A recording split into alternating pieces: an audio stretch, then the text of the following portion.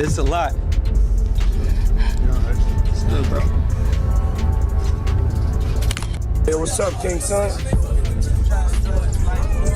Man, you doing it, man. You deserve it, Daddy. You putting in that work. Proud of you. I love you. Yeah. Okay, let's address the elephant in the room, all the allegations. Are you attracted to men or women? It depends on my mood, my vibe. Is it true that you've had sexual relations with Meek Mill? I can't tell you that. After staying silent for years, Meek Mill has finally shared his perspective on a deeply personal chapter of his life that he had deliberately kept private for a long time. As discussions surrounding the lawsuit involving Shah Kamez continue attracting widespread attention, his words provide insight from someone who appears to have endured difficult experiences while remaining silent for years without making direct accusations. Meek Mill's statements reflect feelings of disappointment, emotional pain, and personal struggle, drawing even more attention to an already widely discussed situation.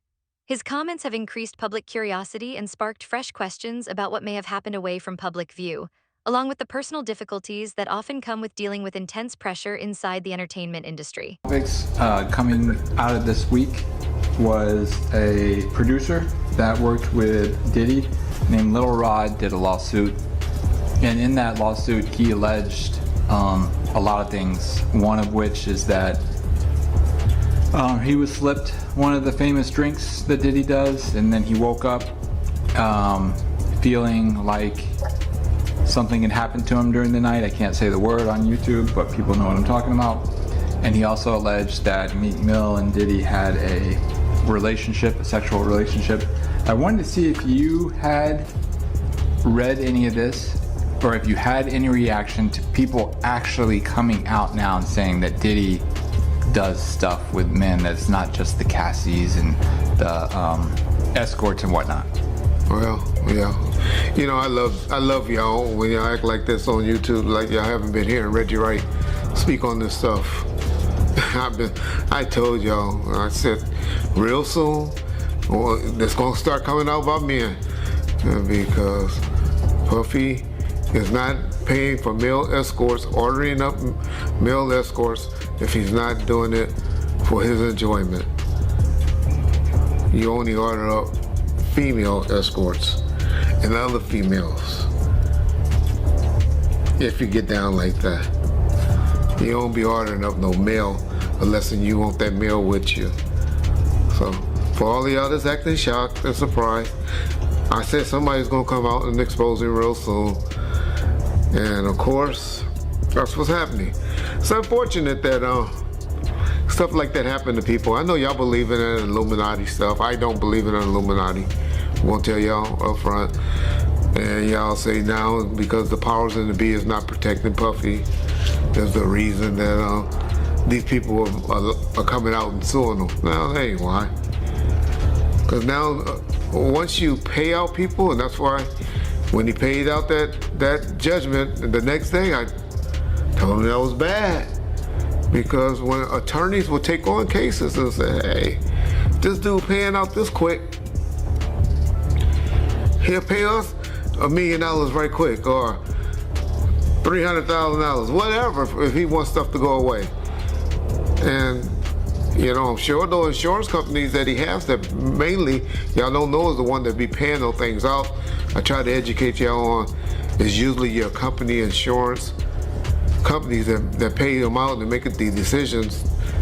When you have the business insurance or the businesses, you have the different type of insurance that make you pay out the thing. Because by the time you have all the different lawyers and stuff involved, it's just as quick to settle a case. So that's unfortunately is what's happening to Puffy. Everybody's gonna come out of the woodworks suing him. I'm not trying to say that he don't deserve any of these lawsuits. I don't believe about Meek Mills. I'm a Meek Mill fan. I don't know what happened. I noticed when he talked about it though, Meek Mills didn't deny it. Like I said, I don't want to believe that that is true, but I'm one of those like y'all. When people don't say you motherfucking crazy, I ain't never did no like that. Then it's usually some smoke. with that fire. And so I'm not up here saying Meek Mills was involved in that thing. I'm not saying Usher. Yeah, I am. Or Justin Bieber and all of them. Puffy gonna turn out to be our modern day. Oh, y'all about to get mad. He gonna be our modern day Michael Jackson is what Puffy turning out to be, in my opinion. That's my opinion only. I know black folks get mad when we say Michael was doing that stuff, but I believe Michael like doing things with little boys as well. That was my opinion. Y'all ask me how I know. I know an alleged victim that was around us. He's a very, very good friend with Ray J today. But anyway,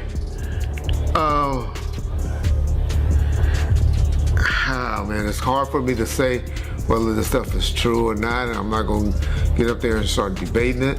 Meek Mill further intensified public discussion after speaking about a serious car accident that he claimed nearly took his life, suggesting that the circumstances felt too unusual for him to view it as simple coincidence.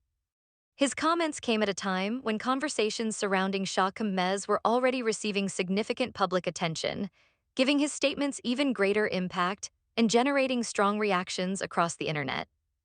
By openly sharing his concerns, Meek Mill triggered widespread debate across social media platforms, with many people questioning whether the accident was simply a tragic event or possibly connected to something larger and more mysterious. These claims, however, have not been independently verified and should be understood as personal views rather than confirmed facts. Even so, his statements have increased public curiosity and brought renewed attention to an already controversial subject, leaving many wondering how much more information could eventually emerge. Telling y'all, Puffy been giving y'all all the signs that he's trying to come out of the closet. Hope he just finally come out of the closet.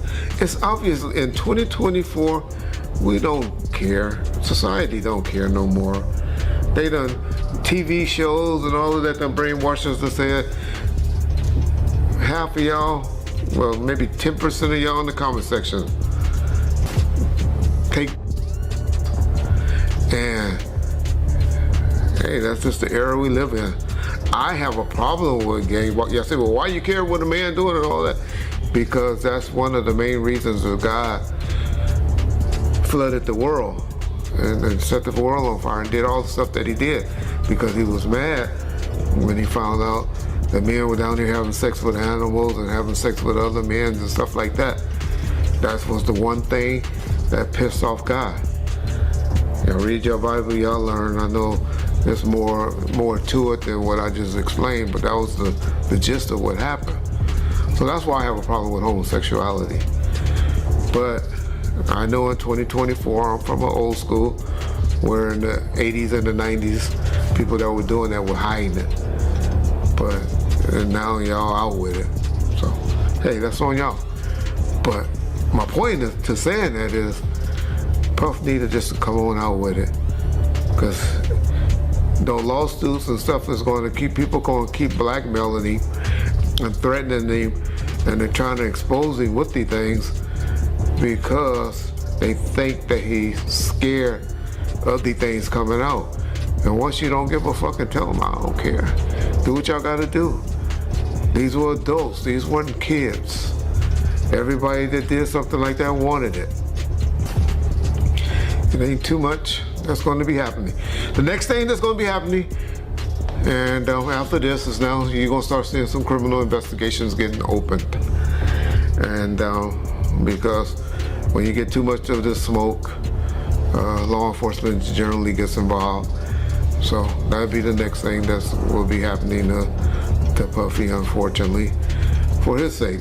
Y'all know I'm one that believes if you ain't getting psychological help, getting some type of help, and you're a victim, you gotta come right away with me and tell it.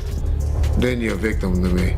But when you're talking about it and you haven't been getting some type of psychological help, and then you 10, 15 years later want to come talk about it, y'all better not ever have me on no jury for no like that. Because I'm gonna be like, get the f out of here. Why didn't you bring it up when you happened? That's what's supposed to happen to victims and victims to me. If the stuff come out immediately, not years later, not when you finally find an attorney to take the case because they find this open season and they seeing that you opening up the checkbook and stuff like that. And so that's what's happening to y'all boy Puff, P. Diddy, Brother Love and all of that. But don't act like y'all just starting to hear it. Because I've been telling y'all, the brother is a homosexual. And he's fighting it, trying to hide it, and he needed to just come clean. Yeah, he'll be good. Y'all remember when I told y'all that deal on that last video? All of y'all need to apologize in the comment section too. When I told y'all that his deal wasn't, he still had that deal with Ciroc. And when I talked about it, everybody was like, oh, they already did away with him. And I told y'all, it ain't true. You can't just take stuff from him. Well, then y'all just see the article a couple of months later where they settled with him and they made a deal with him. I'll be trying to tell y'all stuff, but I love how y'all go listen to other motherfuckers on YouTube and all you YouTube attorneys. But when y'all want to hear stuff, know stuff, get it right, y'all know what to call. Ball first. You get it first. Meek Mill appears to have no intention of stepping away from the ongoing conversation, speaking with confidence as he publicly addresses the situation. Rather than remaining silent, he is making it clear that he is prepared to defend both his name and his career against rumors and narratives that he believes have influenced public perception. His statements suggest that he believes powerful individuals within the industry may play a role in shaping how certain events are viewed and discussed publicly. For Meek Mill, the focus does not appear to be on generating attention, but rather on maintaining control over his own story and protecting the reputation he has spent years building. His message reflects determination, confidence, and a willingness to keep speaking openly despite continued public scrutiny, making it clear that he does not plan to stay silent while facing ongoing attention. Because that was a big story. So a lot of his people that know him, a lot of the people that been in those parties and seen probably some unscrupulous that went down and was like, ooh, I was there. I hope they don't got me on tape. They feeling a certain way. So they're not gonna speak on nothing until they've been approached with something. You gotta realize, when Homeland Security get their evidence together, they're gonna send agents out. You understand? They might send an agent out to me. Yo, what do you know? What have you heard? What have you seen? What's been going on? You know what I'm saying? You know, did this happen when you was around him? Did this happen back in the day? That's what they're gonna wanna know. You know what I'm saying? So they're gonna send investigators out. They're gonna send people out for anybody that they can get some information from to help their case. So those celebrities ain't gonna say nothing. You know, you got your man Stevie J speaking on it right now.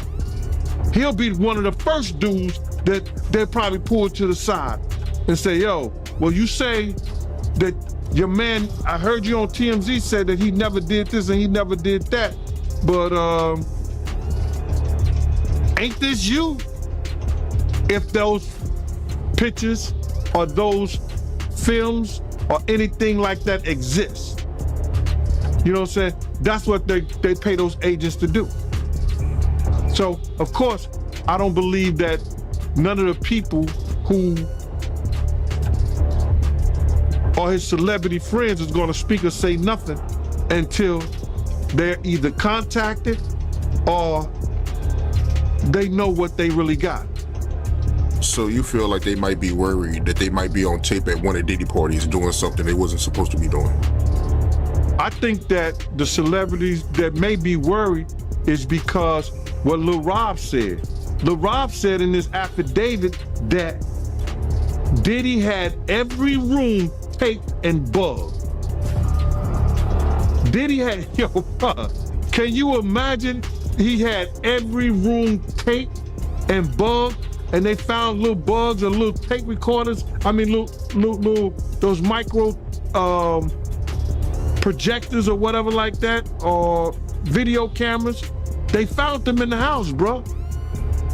So by them having those things in the house, and people know there's drugs, there's alcohol, there's loose women, there's loose men, woman on woman, man on man, all kind of crazy shit. Bruh, they just wondering who or when they're gonna let this stuff be known. If it's on videotape. Yeah, man, I know they gotta be shook, man, after finding out he was recording everything. But not only celebrities, I don't think it's only celebrities gonna be shook. He had politicians in there. He had princes in there. He also had a couple of preachers in there.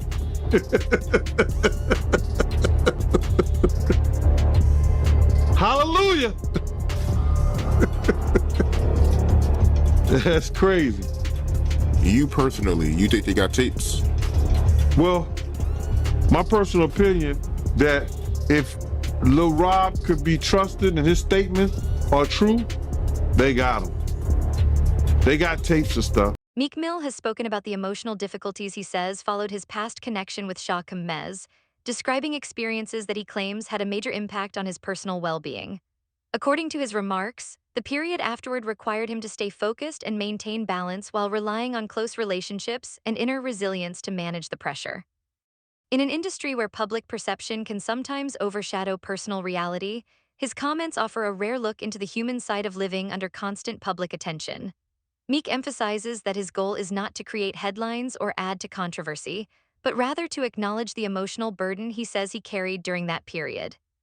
Despite the challenges and pressures that often come with fame, he describes continuing to work towards stability, personal growth, recovery, and maintaining control over his own path while facing ongoing public scrutiny. Rod lawsuit came out, and there's the gay allegations about Meek Mill as well as Usher, but Meek Mill was the one that got real upset. He said, "I'm not gay." Like he's everyone stop asking me if I'm gay. I'm not gay. And then you went in, and then he essentially threatened to kill you. So essentially what happened is, we've been, I do long live streams. I'm streaming for like 5-6 hours. Like, when these things are happening, we're not just giving quick takes. Like, I'm going, like even today, I bought the Christian Combs document, like the entire lawsuit. We're reading it word for word. We want to see what's because a lot of times on these sites, I've always said, like, I kind of pride myself on trying to go the extra mile. A lot of people just go to, like, say, I don't know, Rolling Stones or Variety, and they see a summary of what's in the lawsuit, and they regurgitate it and even make it even smaller, and they put that out. Yeah. Well, I got time, and people want deep dives, no Diddy, and we got a lawsuit. So the Lil Rod lawsuit we got. Yeah, I read through the whole thing. And it didn't mention Meek by name, but there was a footnote. A Philly rapper who used to date the name. Nicki Minaj. It was like a Jeopardy question. Duh, who is that? There could only be one person on the planet. Unless there's a Philly rapper that also dated Nicki that no one knows about, it's obviously Meek Mill. So essentially, I reacted to, like, I literally found out on stream, like, what the fuck? I'm like, yo, no way Meek Mill was in these freak offs. Like, I know we've seen the video in the pool and the matching outfits, but no, Meek is like the toughest, biggest gangster. Like, he's like a killer. Like, no way he's like getting, bent over by Diddy, the diddler. So I reacted like, I'm not even believing it. That reaction went viral. And the next day, Meek, as I said, he's a special type of stupid, as 50 would say. He's seen me reacting to it and thought, I made it up. So he's like, yo, you know what I'm gonna do to academics when I catch it? Now, previously me and Meek had a truce. But I remember, because I remember the last couple of times I brought his name, you're like, hey, listen, me and Meek are cool right now. I don't want to take any shots at him. We had a truce, but Meek and him being so dense and being so dumb, he actually thought that I made up the lawsuit. And by the way, even after he started threatening me, and I said, I didn't make it up. I said, just clear up whatever it is, but I didn't make it up. You know what he said?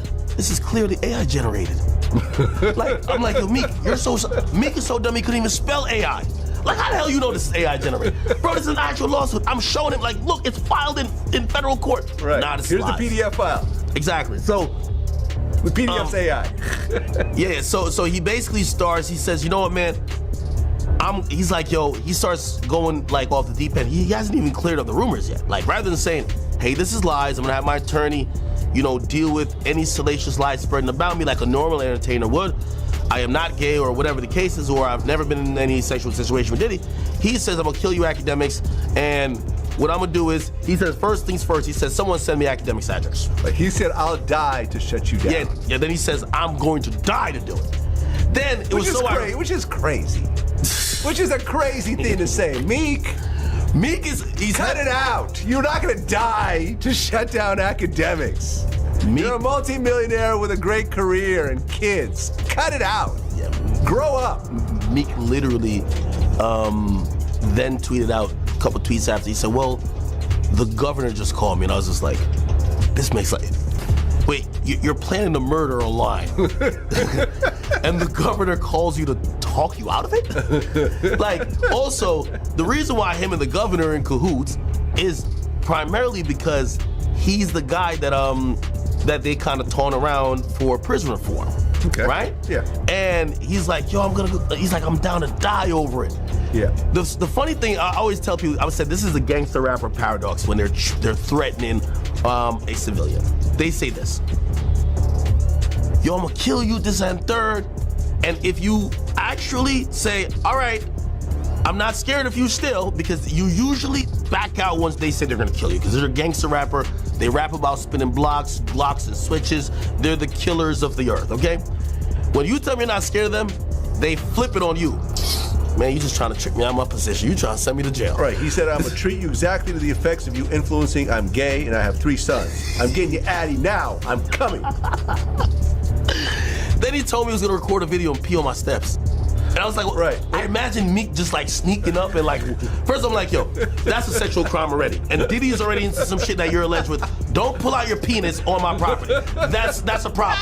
That's a sexual crime. You can't just whip out your dick anywhere, Vlad. You gotta tell these people. That's a crime. Yeah. So he threatened to come. Don't come with the same dick that you and Diddy been doing whatever with and come pee on my property. Afterwards, he said the governor basically told him that he should stop beefing with me.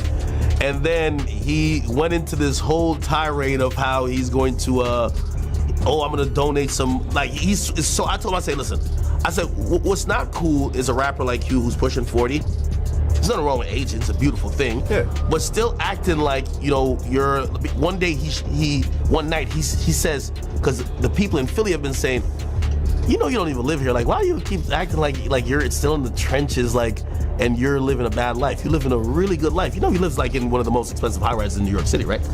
I don't know. Like, he just showed off like about 10 expensive cars that sit in that car face down in South Jersey, right? This guy's living really good. Yeah. Except he's saying that he's down to spin, because people from his own hometown said, you're not here like that. You're not actually. Meek Mill has spoken openly about the lasting emotional impact he says followed his previous association with Shah Kamez, explaining that the experience affected him in ways that were never fully visible to the public. According to his comments, the period that followed required continuous effort to protect his mental well-being, relying on trusted people around him to help handle the intense pressure. In a world where public image can often overshadow personal reality, Meek's openness offers a rare glimpse into the struggles that can exist behind fame, success, and recognition. He makes it clear that his focus is not centered on media attention, legal disputes, or public arguments, but rather on acknowledging the emotional challenges he says he experienced. His message emphasizes a continued commitment toward healing, rebuilding balance, and searching for peace while moving forward from what he describes as a difficult chapter of his life. Get into this real quick, man, before we really even get started into this, and it's because something I seen today. This girl, Tiffany Red, she said that she was filing a claim against Diddy, but it touched me crazy, man, because the hurt that I seen in her voice, in her she crying, man, and she worrying about what this dude could do to her and what he has done to her. Man, listen here, I want to let this young lady know, and I know this is not the place for it, brother, but please allow me to say this to her, man. You know what I'm saying? I started this battle a long time ago.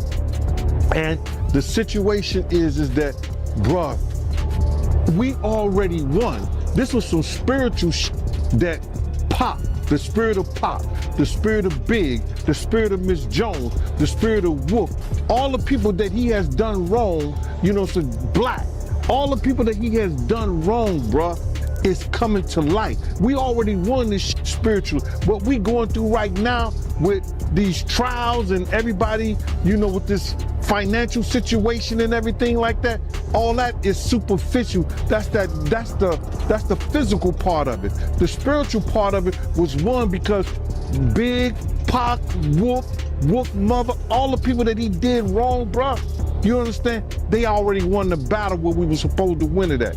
So now we just going through the physical part of it, man. And I want that girl to know, man, that she ain't gotta fear no man. She ain't gotta fear him, nobody else, man. Whenever she needs, you understand? Whenever she needs somebody to travel, to go with her, to make sure she all right, you know, I'm a phone call away, man.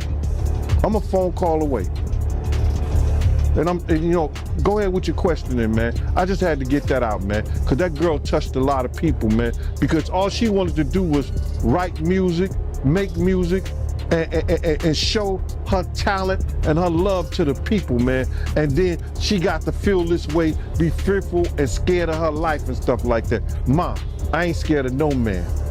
You understand? I ain't scared of no man. Nobody that got to put their pants on the same way I do. Not at all. And for the people that don't know who Tiffany Red is, that's Cassie's best friend. That's one of Cassie's friends. She was writing a lot of music, and she said that she was writing music for her friends to get raped too. Oh my God, man, come on, man. Start with your interview. I'm sorry about that, brother, man. That's just, it's crazy to me, man. Man, you know, leopard don't change his spots, and Diddy been doing this for a real long time, bro. He been doing this for a long time. And now another artist, this artist didn't wait 10 years. You know what I'm saying? He didn't wait 20 years. You understand? He waited a year or two after he stopped working with him and saw he didn't get what he was supposed to get. And he said, yo, listen here, man. I'm putting in my claims right now because I'm gonna show everybody what really happened, what really went down. It's crazy. When I was reading it, I read the whole thing. Shout out to Keisha in Kansas City. She sent me the whole documentation, bro, and you know, the whole court thing. And when I'm reading the stuff, you know, it sound a lot of it sound familiar. You understand? And what I mean sound familiar, how he would get other girls and get girls to try to, you know, convince this guy, you know, or put him in a sexual situation with other girls so he could do whatever he wanted to do with them. And it's just like the situation somewhat with Sarah and her girlfriend and him and Ja. You know what I'm saying? Bringing girls on to try to convince this other guy to be in a room with another naked man and all this other bullshit. Yo, it all sounds familiar, man. I read the whole thing, man, and it was crazy. And for the people that don't know what you're talking about, because the lawsuit is new, so, you know, some people still catching up with it. Little Raw, he alleges that, you know, Young Miami cousin tried to have sex with him in front of Diddy. Yeah, he went into the bathroom, and then she came into the bathroom and tried to, you know, throw herself on him. He didn't want to have nothing to do with her for whatever reason. And then when he came out the bathroom, she continued to try to do that and try to have sex wanted him to have sex in front of Diddy and the rest of the people that was in there. You know, that's how they do, man. They try to use a girl that you might like or you may think you might like, or they think you might like her or whatever, to convince you to lay down your guards with them. And he didn't. Yeah, that's crazy, man. And you're not surprised by none of this, because you said that Ja Rule, they did this to him, right? No, remember, and people got it confused when I said that Ja and him was in the room with two girls, with Sarah and Sarah's girlfriend. You understand? He was trying to get Ja to go at Jay-Z. So what he did was try to get another girl, you understand, to do something with Ja. I guess, I don't know, they in the room together. So when they, in that thing, I know what he was planning on doing because I heard the conversation. I knew what was going on. He was trying to get at Ja, so if he had got Ja in any kind of uncompromising position, he could force Ja to go at Jay-Z. So that's just a thing that they use. Lil Rod, he get him in a sexual position and a sexual situation with some kind of girl, and then maybe get him high, get him drunk, or whatever like that. He don't know what he's doing. One of the guys step in, and now he doing Lil Rod. Now Lil Rod all messed up in the mind because he started off with a girl, but now he end up with a guy. He tried to put him in some kind of situation like that. They do that all the time in the industry. So Diddy got a history of doing that. One thing I did see in this lawsuit, Lil Rod, he alleges that, Diddy's son Justin was helping Diddy, get underage girls. And I guess The ongoing legal matters involving Shah Khamez have entered another unexpected phase, with Meek Mill now being mentioned in connection with new claims that have drawn renewed attention to an already sensitive situation. What once appeared to be separate legal issues has gradually developed into a wider controversy, attracting growing interest across the entertainment world. As additional allegations and reports continue to surface, public curiosity has increased about who else may become linked to the unfolding story. With each new filing, the situation becomes more complex and layered, sparking further discussion, uncertainty, and unanswered questions that continue to capture the attention of both fans and industry observers.